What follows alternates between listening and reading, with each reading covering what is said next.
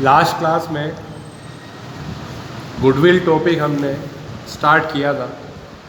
Goodwill बताया था, goodwill को एक्सप्लेन किया था, गुडविल की नेचर एंड कैरेक्टरिस्टिक्स पढ़ी थी। इनटेंजिबल एसेट्स होती है जो हमारे कस्टमर्स को अट्रैक्ट करती है और हेल्प करती है बिज़नेस को कि वो नॉर्मल प्रॉफिट से ऊपर प्रॉफिट कमाए। आज हम पढ़ेंगे कौन कौन से ऐसे फैक्टर्स हैं जो अगर हमारे बिज़नेस में होंगे तो हमारी गुडविल ज़्यादा होगी, और अगर वो बिज़नेस में नहीं होते वो फैक्टर्स तो गुडविल कम होगी या नहीं होगी। तो हेडिंग है फैक्टर्स अफेक्टिंग गुडविल। फर्स्ट इसने बताया है nature of business.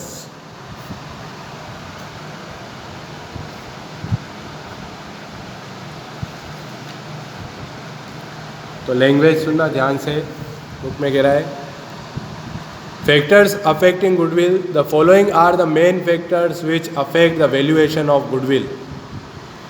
First factor इसने जो दिया है वो है nature of business. If a manufacturing concern produces goods of daily use, such business will have more goodwill, but if it produces fancy goods its profits will be uncertain and the value of goodwill will be comparatively much less। अच्छा, इसने explain किया इसको। If a manufacturing concern are the concerns which produce its products itself. ऐसी concern जो अपना product खुद बनाती, जैसे ये पेन सेलो, कौन सा पेन है? सेलो का पेन है। तो अब ये जो सेलो जो कंसर्न है या कंपनी है, ये कौन सी फर्म हुई? मैन्युफैक्चरिंग। तो कह रहा है कि अगर कोई मैन्युफैक्चरिंग कंसर्न ऐसे गुड्स को बनाती है जो डेली यूज़ में, जैसे कोई हम बिस्किट का एग्जांपल लेते हैं तो पार्ले जी है, पेन का अगर एग्जांपल लिया तो ये जैसे सेलो का पेन है, तो ये ऐसे प्रोडक्ट हैं जो डेली यूज़ में हमारे काम आते हैं, डेली यूज़ आते हैं। तो ऐसी फर्म की गुडविल ज़्यादा होती है। कहते ना, कोई हमारे सामने आगे नाम लेवे निरमा, तो हमको पता है निरमा क्या है, तो वो साबुन बनाने वाली या फिर सर्फ बनाने वाली कंपनी। कोई बोले पार्ले जी या मोनाको, तो हमको पता है वो तो बिस्किट है। तो उनकी गुडविल, क्योंकि वो ऐसे प्रोडक्ट बना रही है जो लोगों के या पब्लिक के डेली यूज़ में आते हैं। तो वो लाइन इसने फर्स्ट फैक्टर बताया, नेचर ऑफ बिजनेस के। अगर उस बिज़नेस का नेचर ऐसा है कि वो डेली यूजेज वाली अगर कुछ आइटम्स बनाती है तो उसकी गुडविल ज़्यादा होती है, और अनसर्टेन कोई फैंसी आइटम्स बनाती है तो उनकी गुडविल कम होती है। 100 में से कोई 20 जने होते हैं जो जानते होंगे उस कंपनी को, तो वो चीज़। Nature of business first topic. Second, location of business.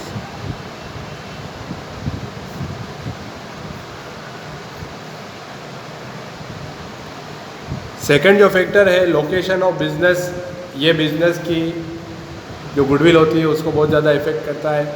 कहते हैं कि एक कोई शॉप जो है वो मेन मार्केट में, जैसे उदयपुर बापू बाज़ार में कोई शॉप, तो बापू बाज़ार में कोई शॉप है तो उसकी गुडविल वैसे ही बन जाती है कि जब इतना महंगा मार्केट है, इतना महंगा वहाँ रेंट है, तो ऐसी जगह अगर कोई लोकेशन है हमारे बिज़नेस की, तो बिज़नेस क्या होगा? गुडविल उसकी अपने आप बनेगी। ये कहलाता है location of business.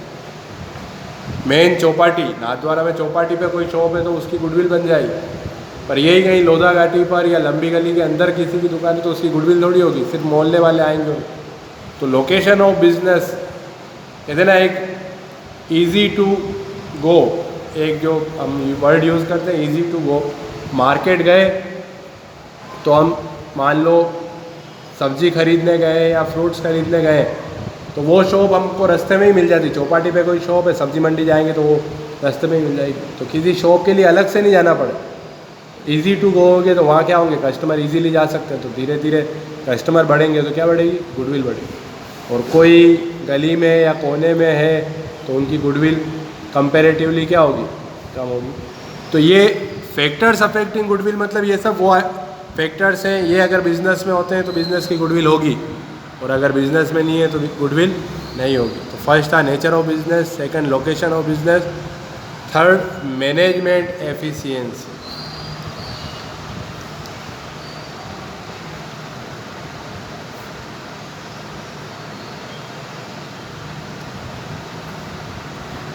Management efficiency कहते हैं कि जितना अच्छा आपके बिजनेस का मैनेजमेंट होगा उतनी आपके बिजनेस की गुडविल बनेगी या बढ़ेगी। मैनेजमेंट कहते हैं, जैसे आज एक एग्जांपल देता हूँ, नाथद्वारा में बड़ा बाग रोड पे जो श्रीजी नमकीन के पास में जो सिंधी की शॉप है, और उसमें सब आइटम उसने भर रखे हैं, पर वो उनके यहाँ अपन कुछ लेने जाए तो 5 मिनट का अगर कोई काम है तो वो आदमी जो है वो सिंधी वो 10-15 मिनट तो उसको ढूंढेगा, फिर उसको धीरे 2 मिनट सोचेगा, धीरे धीरे लाएगा। आदमी जो किसी के पास समय तो वैसे है ही नहीं आज के समय, 5 मिनट का काम वो आधा घंटा लगा देगा दुकान में। मैनेजमेंट ही नहीं है कुछ। यही रसाला चौक के सामने जो तलेसरा, वो भी वो सब आइटम रखता है जस्ट सामने। वहाँ गए, 2 लड़के काम कर रहे हैं, तो अपन गए, तुरंत ये चीज़ चाहिए, उठा के दी, 5 मिनट का काम 5 मिनट में हो गया। और कस्टमर है तो 2 लड़के और हैं, तो वो क्या कहलाती, वो चीज़ मैनेजमेंट। कि हमारे यहाँ कस्टमर आ रहा है तो उसको फैसिलिटी होनी चाहिए, वो अनकंफर्टेबल नहीं होना चाहिए कि आके खड़ा है और सुन नहीं रहे हैं। तो मैनेजमेंट एफिशिएंसी जिस बिज़नेस की या जिस कंसर्न की ज़्यादा होगी उसकी गुडविल अपने आप। तो अगर मान लो तुम उस सिंधी के वहाँ कुछ लेने जा रहे होंगे तो कोई जानकार होगा तो क्या कहेगा, अरे यार वहाँ मत जाना, बहुत देर लगाएगा, तुम तो यूँ करना रसाला चौक के सामने जो तलेसरा की शॉप है वहाँ से लिया। ये क्या हुआ, उसकी गुडविल तो हो गई ख़राब और उसकी गुडविल बन गई। तो किस कारण से, मैनेजमेंट एफिशिएंसी। ठीक है। फिर 4th, कंडीशंस ऑफ मार्केट। अच्छा पॉइंट, कंडीशंस ऑफ।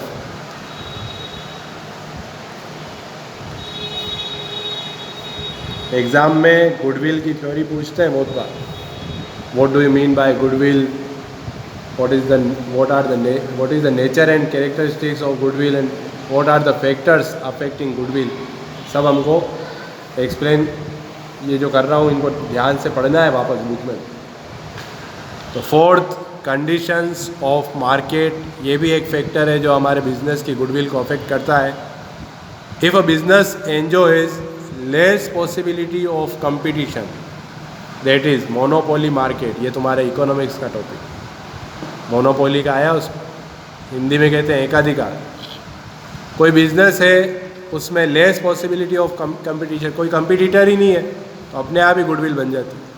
जैसे हमारे यहाँ धाका दिक धमाका, जो जितने भी कॉस्ट्यूम्स आपको चाहिए वो सब कहाँ मिल जाते हैं, धाका दिक धमाका। अब उसका नाथद्वारा में कोई कंपटीटिव ही नहीं है, कोई भी नहीं है कंपटीशन में उसके साथ कि हम किसी दूसरी दुकान में जाए। किसी से भी पूछोगे मुझे ये कॉस्ट्यूम चाहिए, क्या कहेगा, धाका दिक धमाका का। तो वो कहलाता है condition. If a business enjoys less possibility of competition, that is monopoly market, holds some special rights such as patents, trademarks, copyrights और कंसेशन एटसेट्रा। तो ये सब उसके राइट्स होते हैं। पेटेंट मतलब वो जो प्रोडक्ट बना रहा है उस प्रोडक्ट को दूसरा कोई नहीं बना सकता, वो एकस्व कहते हैं उसको, वो पेटेंट कहलाता है। ट्रेडमार्क, उसका जो लोगो है वो लोगो कोई दूसरी फर्म या कोई दूसरी कंपनी उसको कॉपी नहीं कर सकती। और कॉपीराइट्स, ये मूवीज़ में और सॉन्ग्स में और इनमें कॉपीराइट्स होते हैं कि हमने जो सॉन्ग बनाया या हमने जो मूवी बनाई उसकी कॉपी कोई दूसरे नहीं कर सकते। तो वो कंडीशंस ऑफ मार्केट वो भी गुडविल को इंक्रीज़ या डिक्रीज़ करते हैं या वैल्यूएशन को अफेक्ट करते हैं। और लास्ट, स्पेशल फैक्टर्स, इसमें सब क्वालिटी ऑफ गुड्स और ये सब इसमें आते हैं।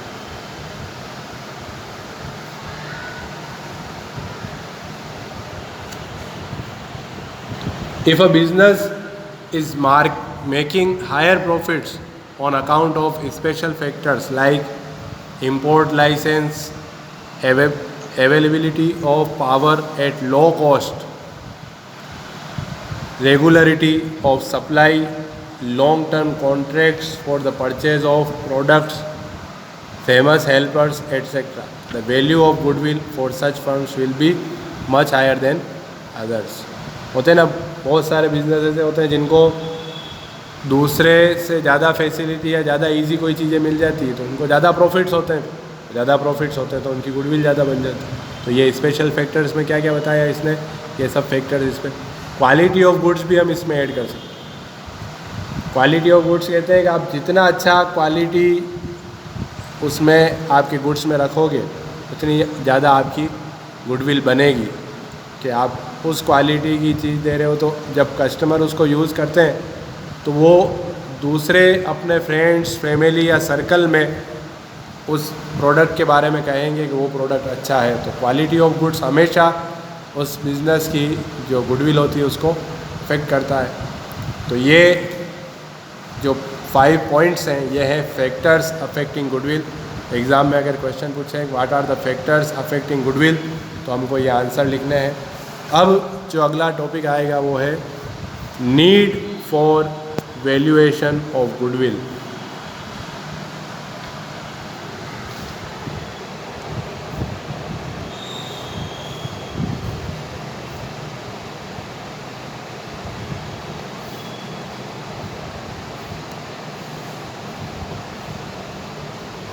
एक क्वेश्चन बनता है कि अगर किसी बिज़नेस की गुडविल अच्छी है तो गुडविल अच्छी है तो अच्छी बात है, उससे कस्टमर्स उसके आ रहे हैं तो ये तो बिज़नेस के अंदर ही है वो गुडविल, तो उसकी वैल्यूएशन करने की क्या ज़रूरत। वो पूछ रहा है कि गुडविल की वैल्यूएशन करने की ज़रूरत क्या है, क्यों वैल्यूएशन कर रहे हैं। तो वो question what are the need for valuation of goodwill. तो यहाँ ध्यान से सुनना। Need for valuation of goodwill arises when a business is going to be sold, but in case of partnership firm, the need arises under the following. एक normal business की इसने बात बताई है कि अगर कोई नॉर्मल बिजनेस है तो उसमें गुडविल की वैल्यूएशन की जाती है जब वो बिजनेस बेचा जाता है। कहते हैं हमारे पास कोई 1000 रुपये की चीज़ है और अगर हम उसके 1200 रुपये ले रहे हैं तो मतलब कोई ना कोई हमारे उसमें गुडविल होगी उस चीज़ की, इसलिए ज़्यादा ले सकते हैं। बाकी 1000 रुपये की चीज़ के 1200 रुपये थोड़ी ले सकते हैं। तो कहता है जब भी कोई बिज़नेस बेचा जाता है तो बिज़नेस जब बेचा जाता है तब जितना उसका अमाउंट होना चाहिए उससे ज़्यादा अगर उसको पैसा दिया जाता है तो वो पैसा किस चीज़ का होता है, उसकी गुडविल का। बेचने वाला कहता है कि मैंने 15 साल या 20 साल मेहनत करके मेरी फर्म का नाम किया, अब मैं ये तुमको बेच रहा हूँ तो जो एसेट्स और ये दे रहा हूँ उसके पैसे तो लूँगा, लेकिन साथ में जो मेरी गुडविल है उसका पैसा और ऊपर देना पड़े। तो उस समय ज़रूरत पड़ती है किसकी, वैल्यूएशन ऑफ गुडविल। लेकिन वो किस केस में, नॉर्मल बिजनेस के केस में। अब ये जो आगे कह रहा है पार्टनरशिप में कब कब वैल्यूएशन की जाती है गुडविल की, क्योंकि हमारा जो सबसे इम्पोर्टेंट टॉपिक चल रहा है वो गुडविल का। तो माइंड में क्वेश्चन तो ये क्लियर होना चाहिए कि वैल्यूएशन हो क्यों रही, क्या ज़रूरत पड़ती है। तो first on change in profit sharing ratio among the partners.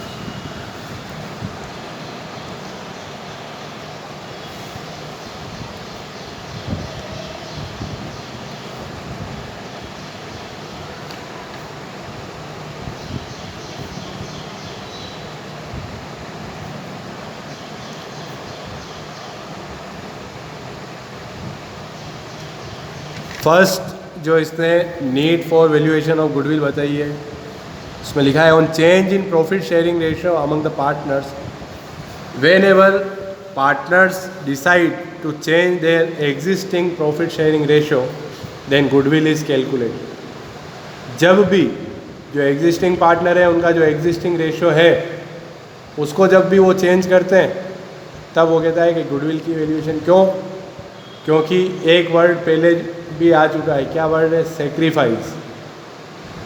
जो भी पार्टनर सेक्रीफाइस करता है उसको गुडविल मिलती है।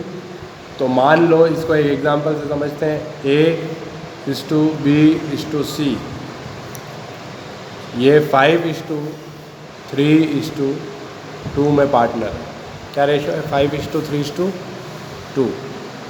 तो यहाँ पर हम देखें अगर 100 रुपये वो कमाते हैं तो 50 रुपये कौन लेगा, A, B 30 रुपये लेगा और C 20 रुपये लेगा। ये उनका रेशो है। तो बहुत बार वो अपने एग्रीमेंट को चेंज करके कहते हैं कि 10 साल हो गए हम इस रेशो, अब हमारा रेशो चेंज करते हैं। उन्होंने रेशो चेंज करके 2:2:1 कर दिया। क्या रेशो हो गया, 2:2:1। तो जहाँ पर A को 50 रुपये मिल रहे थे अब कितने रुपए मिलेंगे, 40। ₹40 होंगे एक, इसके 40 और इसके 20। तो देखो सी के कोई फ़र्क नहीं पड़ा, सी को पहले भी कितने मिल रहे थे 20 और नए रेशो में भी कितने मिलेंगे 20, पर ए को जहाँ पहले ₹50 मिल रहे थे वहाँ आप कितने मिल रहे हैं 40 मिल रहे हैं। तो इसने सेक्रीफाइस किया या गेन हुआ है, सेक्रीफाइस किया है, ये सेक्रीफाइसिंग पार्टनर और ये कौन सा पार्टनर है गेनिंग पार्टनर। बी को गेन हो रहा है, यहाँ पर इसको पहले मिल रहे थे ₹30, अब कितने मिलेंगे 40। तो उस समय गुडविल की कैलकुलेशन की जाती है और जो सेक्रीफाइसिंग पार्टनर होता है उसको गुडविल में पैसा दिया जाता है कि आज के बाद मैं मेरे हिस्से का त्याग कर रहा हूँ, मेरे शेयर का सेक्रीफाइस कर रहा हूँ, तो उसका पैसा मेरे को भी गुडविल का पैसा मिलना चाहिए। तो कभी भी कोई पूछे वैल्यूएशन ऑफ गुडविल कब होती, तो फर्स्ट जो कंडीशन है वो किस कंडीशन में होती है, कोई पार्टनर अभी नया नहीं आया, बस उन्होंने क्या किया आपस में जो है वो अपना रेशो चेंज किया। तो जब भी पार्टनर्स एग्जिस्टिंग रेशो को चेंज करेंगे तो किसी पार्टनर या किन्हीं पार्टनर को तो सेक्रीफाइस करना पड़ेगा और किन्हीं पार्टनर को क्या होगा गेन होगा। तो जो पार्टनर फ्यूचर में ज़्यादा प्रॉफिट में अपना शेयर लेंगे तो वो क्या अभी कुछ ना कुछ देंगे नहीं, उसके बदले में देंगे, तो फिर गुडविल का पैसा उनसे लेके किनको दिया जाता है जिनने सेक्रीफाइस किया। तो फर्स्ट सेकंड है ऑन एडमिशन ऑफ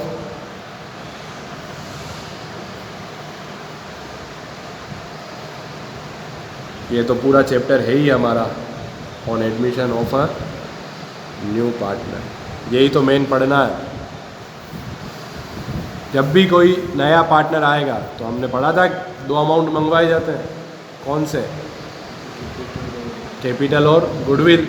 तो कैपिटल तो एसेट्स और लाइबिलिटी की बेसिस पे कैलकुलेट कर लेंगे कि इतनी कैपिटल तुमको लानी है, पर गुडविल तो गुडविल उसके लिए कैलकुलेशन करनी पड़ेगी। इसलिए आया कि जब भी कोई पार्टनर नया पार्टनर फर्म में एडमिट किया जाता है तो उस समय वैल्यूएशन होगी गुडविल। वैल्यूएशन कैसे होगी ये अभी आ रहा है आगे, अभी सिर्फ थ्योरी कंसेप्ट चल रहा है गुडविल का, प्रैक्टिकल क्वेश्चन आने बाकी हैं गुडविल की वैल्यूएशन कैसे होती है। और वास्तव में सीखने लायक जो इसमें चीज़ वही है कि एक टेंजिबल एसेट्स की वैल्यूएशन करना है, ये तो ₹1000 का है, ये 5000 का है, ये 1 लाख का है, पर एक इनटेंजिबल एसेट्स की वैल्यूएशन करना जिसको ना तो देख सकते हैं और ना छू सकते हैं, वो सीखेंगे हम कि कैसे वैल्यूएशन। तो वो कब ज़रूरत पड़ती है जब कोई पार्टनर आता है, क्योंकि उससे मंगवाना है पैसा। आपको आपकी गुडविल ही पता नहीं होगी फर्म की तो उससे कितना मंगवाओगे आप कि हम कि तेरे को गुडविल का इतना पैसा लाना। इसलिए जब भी किसी पार्टनर का एडमिशन होता है उस समय भी वैल्यूएशन किया जाता है। थर्ड ऑन रिटायरमेंट और डेथ,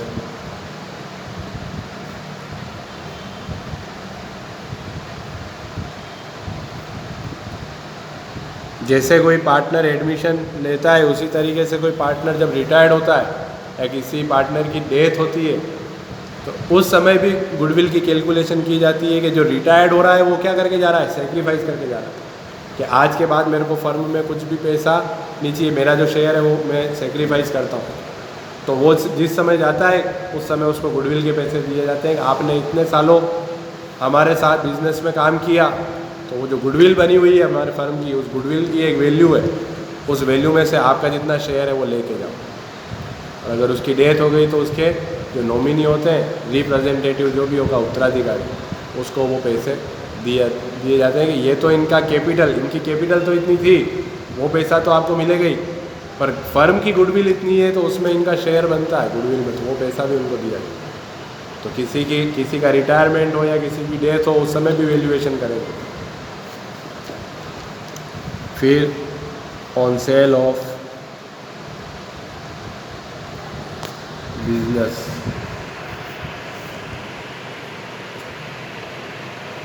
जब कोई बिजनेस सेल किया जाता है तो उस समय भी गुडविल की कैलकुलेशन की जाती है, परचेज्ड गुडविल कहलाती है। आगे टॉपिक आने वाला है। गुडविल 2 टाइप की होती है, परचेज्ड और सेल्फ जनरेटेड। बिजनेस परचेज करते हैं कि किसी के पास कोई चीज़, जैसे मैंने अभी समझाया था, कोई चीज़ 1 लाख रुपए की है और वो उसके कितने रुपए मांग रहा है, 1,20,000। किस बात की मांग रहा है, गुडविल के नाम है। तुम नहीं ले जाओगे तो कोई बात नहीं, मत लो, दूसरे ग्राहक आएंगे। इतनी हमारी गुडविल, हमारा नाम, रेपुटेशन बनी हुई मार्केट में, तुम नहीं लोगे तो दूसरा आके लोगे। होता ना एक कोई शुरू में कोई बिजनेस कर रहा है, उसकी दुकान पे जाओ तो वो बहुत कस्टमर्स को मनाता कि ले लो, ये कर लो, हम कम कर देंगे पैसा, और तो वो डिस्काउंट भी देता है शुरू। पर एक जमा है जिसका बिजनेस है, वो क्या हो या गुडविल बनी हुई होती है, वो नॉर्मली डिस्काउंट नहीं देता। उनको पता है कि ये कस्टमर नहीं ले जाएगा तो 2 मिनट बाद दूसरा आएगा, वो लेके जाएगा, गुडविल बना रखी है उन्होंने। यही तो कारण होता है गुडविल ज़्यादा से ज़्यादा प्रॉफिट्स देती है फर्म। तो जब कोई बिज़नेस सेल किया जाता है तो उस समय भी गुडविल की कैलकुलेशन की जाती है। और last, on amalgamation of 2 or more firms।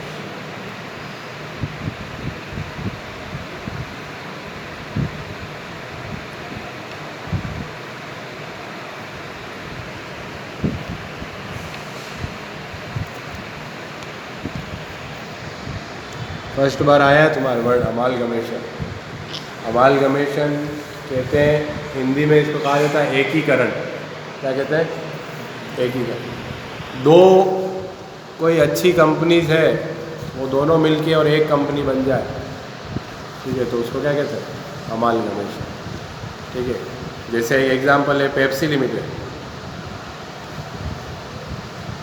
Pepsi company आती कोल्ड ड्रिंक की, एक है मान लो Pepsi private limited, private company, और एक है कोका कोला प्राइवेट लिमिटेड। अब ये दोनों कंपनी, दोनों कौन सी कंपनीज है? कोल्ड ड्रिंक्स की कंपनी, सॉफ्ट ड्रिंक्स की कंपनी है। इन दोनों ने मार्केट में, दोनों का मार्केट चल रहा है, दोनों में कंपटीशन है। इन्होंने डिसाइड किया हम दोनों कंपटीशन में, इससे दोनों को नुकसान होता है, लाइक हम दोनों साथ में मिलकर वो बिज़नेस करें। तो दोनों कंपनी ने साथ में मिलकर नई कंपनी खोल ली। कौन सी? Pepsi Cola. क्या नाम रहेगा? Pepsi Cola. तो वो पेप्सी कोला जो कंपनी, वो क्या होगी? अमालगमेशन कहलाएगा। ये जो प्रोसेस होती है, ये process when 2 or more firms comes to an end, वो तो हो जाती ख़त्म, एंड अ न्यू कंसर्न या new company is established, then such process is known as amalgamation of companies. Second year में आएगा तुम्हारे कॉरपोरेट अकाउंटिंग। कॉरपोरेट अकाउंटिंग पढ़ेंगे वहाँ। तो उस समय भी इसमें ये दोनों जो कंपनीज हैं, ये कहलाती वेंडर, बेचने वाली कंपनी, और ये है ये परचेजिंग कंपनी। तो इनकी गुडविल, इनको ज़्यादा पैसा दिया जाता है। जैसे एक पहले एक एड आता था एक मोबाइल कंपनी का, मतलब इस कनेक्टिविटी कंपनी का, पीछे पीछे एक कुत्ता चलता रहता था छोटा सा। कौन सी कंपनी थी? वोडाफोन नहीं थी, हच कंपनी थी। हच का HUTCH ये कंपनी थी। तो उस हच कंपनी का नाम नहीं आ रहा, 8-10 साल हो गए। तो क्या हुआ? वोडाफोन जो कंपनी है, उस वोडाफोन कंपनी ने इस हच कंपनी को परचेज कर लिया। शेयर्स होते हैं, शेयर्स जब बेचते हैं तो सब शेयर्स इसने खरीद लिए, तो ये मालिक हो गई इसकी, हच की। तो फिर वो हच कंपनी का नाम हट गया। वो किस नाम से नाम चलता? वोडाफोन। तो ये भी अमालगमेशन, ठीक है।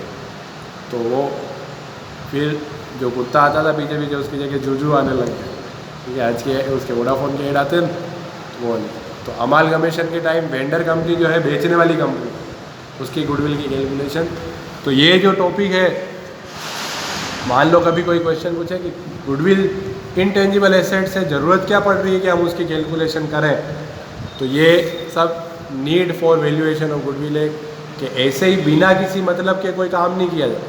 वैल्यूएशन की गुडविल की वैल्यूएशन कर रहे हैं तो कुछ ना कुछ रीज़न होगा, इसलिए कर रहे हैं। कहाँ कहाँ ज़रूरत पड़ती है, तो ये पाँचों पॉइंट हमको याद होने चाहिए, क्योंकि ये पार्टनरशिप से रिलेटेड, ठीक है, पार्टनरशिप फर्म में। अब आएगा नया टॉपिक, टाइप्स ऑफ गुडविल। आज गुडविल का थ्योरेटिकल एस्पेक्ट सब खत्म करेंगे हम।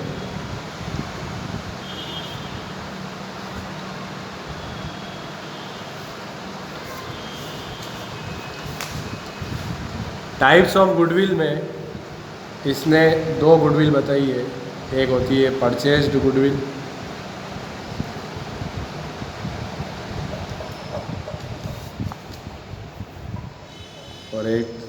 Self generated goodwill. यहाँ वापस क्वेश्चन बनता है एग्जाम में, purchased goodwill and self generated goodwill. ध्यान से समझना है, परचेज्ड गुडविल होती है जो गुडविल परचेज की जाती है। कैसे? ए लिमिटेड और बी लिमिटेड, मान लो दो फर्म, ए लिमिटेड बी लिमिटेड को खरीदने वाली, तो बी लिमिटेड को खरीद रही, तो जब खरीद रही तो एसेट्स जितनी भी है, होता क्या है, पूरा का पूरा बिजनेस खरीदा जाता है। तो एसेट्स की कैलकुलेशन करी तो 5 लाख की एसेट्स है उसकी, और साथ में लाइबिलिटीज़ भी है, लोग बाग उससे पैसे भी मांगते हैं, तो 1 लाख रुपए लाइबिलिटी, तो कितने रुपए दिए जाने चाहिए उसको? 4 लाख रुपए। वो कहेगा कि 5 लाख रुपए हम आपकी एसेट्स ले रहे हैं, तो साथ में 1 लाख की लाइबिलिटीज़ भी तो ले रहे हैं, कि आपके 1 लाख रुपए हम पे करेंगे, तो कितने रुपए बनते हैं? 4 लाख। पर इन 4 लाख रुपए की जगह 4,20,000 या 4,30,000 दिए जाए, तो वो 20 या 30,000 रुपये जो ऊपर के हैं वो क्या है? गुडविल। और वो कौन सी गुडविल है? Purchased goodwill. के ए लिमिटेड ने बी लिमिटेड का जब बिजनेस खरीदा उस समय साथ में ये गुडविल परचेज करी, तो वो गुडविल कौन सी होगी? Purchased goodwill. और परचेज्ड गुडविल जो होती है उसी को हमेशा अकाउंट्स में दिखाया जाता है, बाकी शो नहीं किया जाता। ठीक है, अब पढ़ रहा हूँ, ध्यान से सुनना। Purchased goodwill is the goodwill which is acquired by making a payment. For example, when a business is purchased, the excess of purchase consideration over its net assets, that is assets minus liabilities। अभी जो example दिया था, assets minus liability, कितने रुपए हो रहे? 4 लाख रुपए हो रहे थे, 4 लाख देने थे, तो उससे ज़्यादा जो पैसा दिया जाता है वो क्या कहलाएगा? गुडविल कहलाएगी। तो परचेज्ड गुडविल का हम फॉर्मूला लिख सकते हैं, purchased goodwill is equal to purchase consideration, consideration मतलब जो तय हुआ पैसा वो, minus net assets. Net assets कहते हैं एसेट्स में से लाइबिलिटीज लेस करने को। तो अभी जो एग्जांपल मैंने लिया था उस एग्जांपल में ए लिमिटेड जो है वो बी लिमिटेड को क्या कर रही थी? परचेज कर रही थी। तो ये कंपनी परचेजिंग, बी लिमिटेड कौन सी? वेंडर कंपनी है। तो इसकी एसेट्स जो थी वो थी 5 लाख रुपए और liabilities 1 lakh.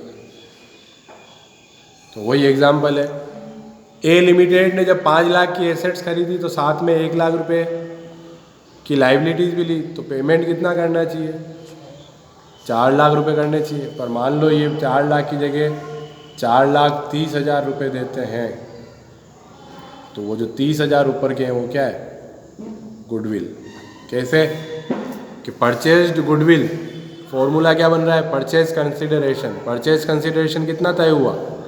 4,30,000 minus net assets कितनी है? 5 में से 1 लाख कहे 4 लाख देने थे, तो 4,30,000 माइनस 4 लाख, तो ये जो 30,000 जो गुडविल दी वो एक्सेस पेमेंट किया ना, वो एक्सेस पेमेंट किया, तो वो क्या किसका किया?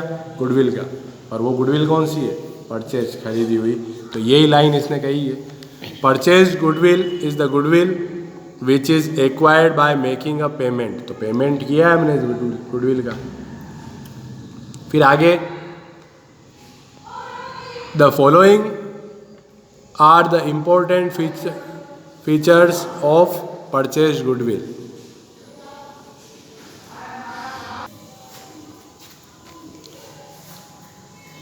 फिर the following are the important features of purchase goodwill. Purchase goodwill के क्या फीचर होते हैं? It arises on purchase of business, it is recorded in the books of accounts. बस ये सबसे इम्पोर्टेंट लाइन है। जो परचेज गुडविल होती है यही रिकॉर्ड होगी, ये जो सेल्फ जनरेटेड हम आगे पढ़ेंगे वो कभी भी रिकॉर्ड नहीं होगी बुक्स ऑफ अकाउंट्स में, लिखते ही नहीं हो। जैसे नहीं था एक ट्रेड डिस्काउंट और कैश डिस्काउंट को ही लिखते थे, ट्रेड वाला लिखते ही नहीं थे। उसी तरीके से सेल्स, तो परचेज्ड गुडविल जो है वो purchased goodwill is recorded in books.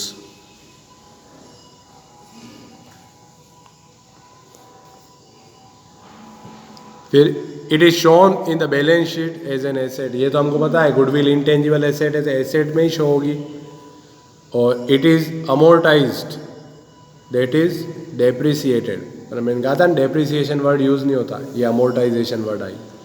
It is amortised over it's useful economic life. तो ये टॉपिक था परचेज गुडविल। तो अगर एग्जाम में क्वेश्चन आए what do you mean by purchase goodwill, तो आंसर लिखना है कि when a business is sold and payment is made over then the purchase consideration, purchase consideration से ज़्यादा पेमेंट किया जाता है, then such excess payment is known as purchase goodwill. ये फॉर्मूला लिखना।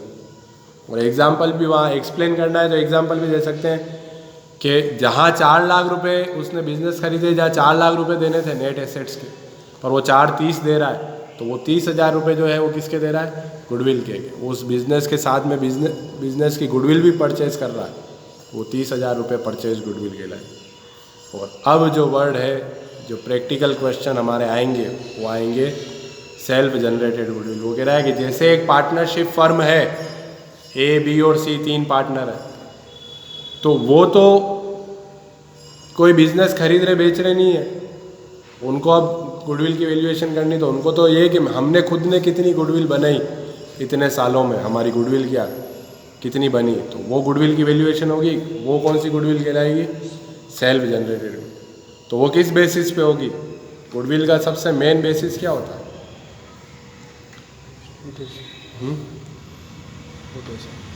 प्रॉफिट्स। जिस फर्म का जितना ज़्यादा प्रॉफिट उतनी ज़्यादा गुडविल बनेगी। तो मेन जो बेस कहते हैं गुडविल का। तो अब सुनना ध्यान से, सेल्फ जनरेटेड गुडविल और इसका एक्रोनाम क्या है, इनहेरेंट गुडविल। ठीक है, it is internally generated goodwill which arises from a number of characteristics और attributes which an ongoing business possesses। ठीक है, ये कह रहा है कि ये इंटरनली जनरेट होती है ये गुडविल, किसी दूसरे का बिजनेस खरीद के और उसकी बिजनेस गुडविल नहीं खरीदी है,